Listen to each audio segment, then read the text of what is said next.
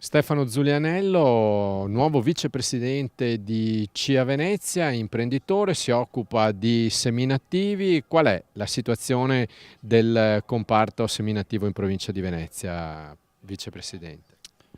Se vediamo il 2017 è stata un'annata molto difficile sui seminativi, dovuta al caldo durante l'estate e alla siccità. Anche la siccità ha fatto il suo, magari più a chiazze rispetto alle temperature, ma abbiamo avuto grossi problemi, risultati finali a zone pessime.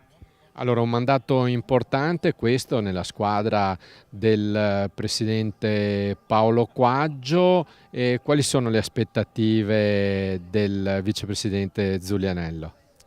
Ma io già vengo fuori dalla giunta con un'esperienza di 5-6 anni in giunta della CIA di Venezia.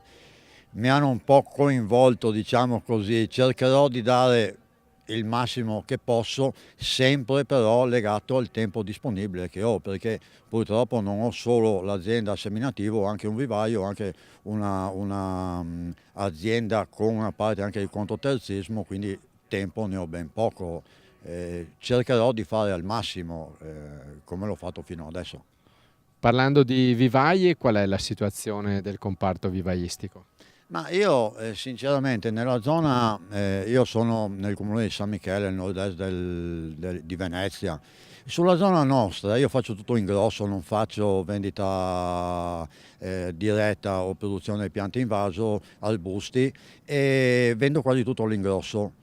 Commercianti, vivaisti, garden. Sono solo, non mi lamento, dico la verità, cioè il vivaio sta andando bene, non mi lamento assolutamente, che mentre andiamo in altre zone come la Toscana, lì è grave. Allora, un'oasi felice, noi auguriamo buon lavoro a Stefano Zulianello, neo vicepresidente di CIA Venezia. Grazie.